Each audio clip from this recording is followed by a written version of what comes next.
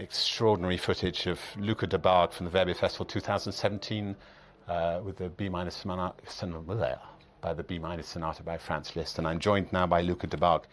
Luca, when was the first time you came to the Verbier Festival?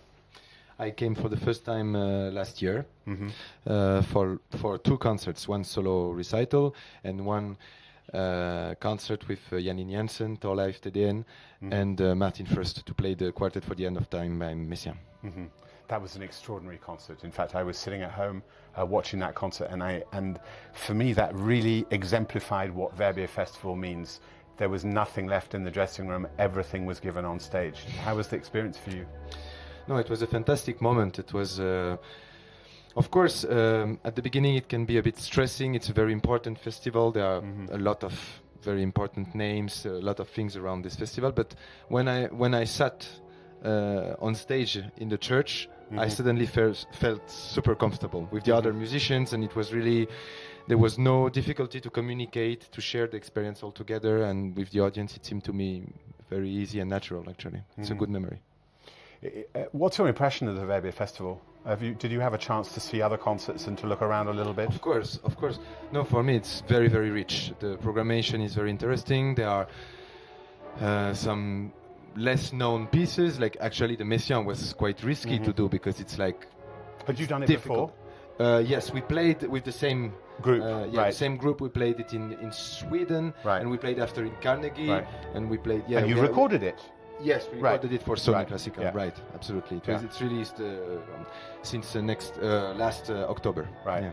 So I interrupted you. Your impressions of the Verbier Festival? No, yes, it's fantastic. There's the opportunity to listen to a lot of classic pieces of the classical repertoire, but also some more unexpected programs. And the same for the artists. There are very big names, but there are also some other artists that are participating that are very interesting. It's, for me, very rich festival and in an incredible place. Yeah. But you know, this is one of the strange things. I've been here many years. You came here for the first time, but most of the people who are watching us on Medici have never seen how beautiful this place is. Maybe the Luca Debargue version of what Verbier is in terms of the place, in terms of the mountains. How is that for you? Yeah, I guess it's difficult to imagine. Even seeing some images on the screen, it cannot show really how beautiful it is. Like we are really in the middle of a wonderful place with mountains all around, with a lot of weather changes. Actually, it's hard to not get sick here, but this is somebody difficult. said to me when I first started in Verbier that if you don't like the weather, just wait half an hour. Yeah, no, the weather is changing all the time, but the landscapes, the mountains, and the light here. Yesterday there was an incredible dusk moment with pink or red light between the clouds and the mountains. It was just unbelievable. We're going to talk a little bit about Tchaikovsky competition, where you won a very important prize. You were very, very fated as a result of that prize. How was the experience of Tchaikovsky competition, and what did that give you in terms of the development of your career? Nothing would have happened without that. I prepared for this competition not in order to win, even I could not imagine to get to the finals, but I prepared this very, very seriously with my teacher, and it was the dream we were sharing to play in the big hall of the Moscow Conservatory. Right. And actually, I think I really enjoyed the experience, the full experience, not only the competition, and I don't remember being stressed, like overstressed, like I am sometimes before playing a concert. I was not so stressed because I was really enjoying any single moment, and for me it was really a blessing to have the opportunity to be selected and to have the possibility to play there. I was a bit out of the competition process, like I have to get to the next round and everything. I was just playing as... At that moment, I was really playing like I was feeling, actually, because I worked on these pieces for 3 or 4 years without stop, and then suddenly I had the chance to perform it in a wonderful place. So I really, I decided just to let go, and it's one of the few times of my life when I decided to let go. I think it's a very interesting thing. I've thought a lot about what competitions mean, and some professors, important professors, saying you should not enter a competition unless you think you're going to win it. Otherwise, it's pointless. And there are other professors who said, listen, for young pianists, it's one of the only opportunities that you get to play a recital program with a full public in a beautiful place. And you should learn from that experience. And if you win, you win. And if you don't, you don't. I share this point. I share the second point because, I mean, it's ridiculous in a way to go to a competition with the idea of winning, because if everyone goes like this, everyone will think he will win, and there is only one single winner. So there is no sense. And then you poison all your colleagues. No, so. And it's a very bad way of seeing things, I guess. Some people need this thing to push themselves. Right. Me, I don't think I need that just to go on stage and to play the piano. But for me, what is really the challenge is the music. The challenge is the music, and the requirement come from the score, not from the other candidates, not from the jury members, not even from the audience. The only requirements are coming from the music itself. So the stress, if there is another stress than the stress coming from the music, one should ask himself some questions, because the only thing one performer should be afraid of is actually the music he's playing. Yeah. Like, the only impressive thing actually is the music. The music are surviving us. We are dying, and the music will survive. So I think I feel more impressed by the music than by all these conditions and all these things around. You see? When I said that, I thought about this a lot. In fact, what you've just said, you're a man after my own heart, because any other way of competition stands in the way of freely making music. And I think that we all have a responsibility to present music, live music, in the very best way that we can, so that we can hope to change lives. And there is no one that's better than the other. Everyone is unique, and everyone has their own voice. I think we're going to cut to a video clip now of Valery Gergiev, Daniel Trifonov, Denis Matsuyev playing the Mozart Concerto for 3 pianos from Verbier Festival 2015.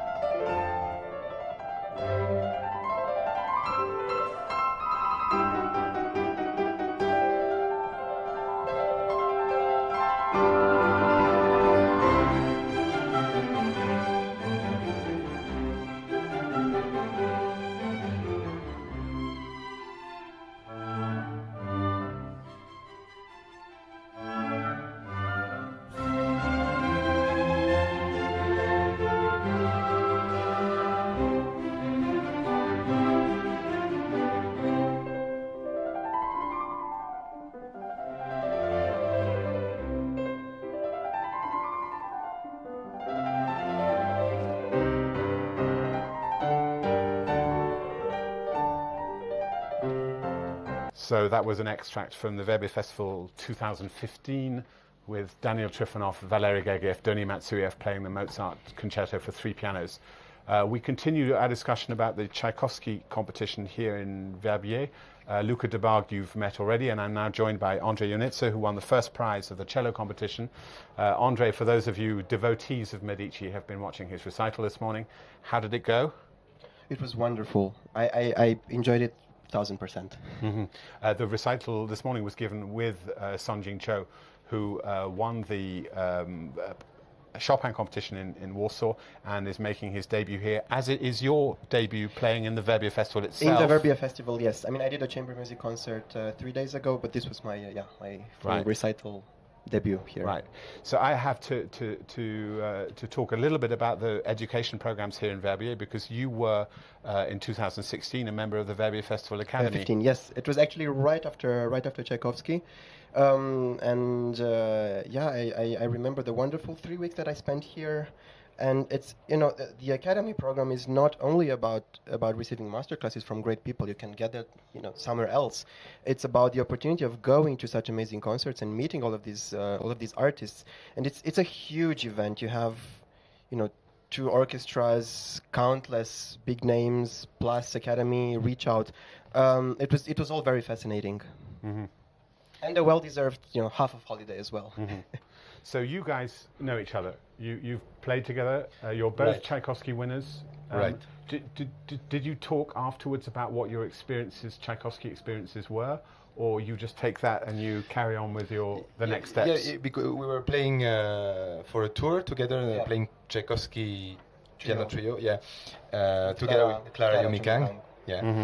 And so we spent some time together. We spent 1 week or 10 days together, so we had the chance to share our views on this incredible event. On life as well, and the world. And would you like to talk about life and the world as well, or should we let Martin Engström and Valery Gergiev are going to join us now? Yeah, I don't think we're experienced enough. Although we have strong opinions. That's true.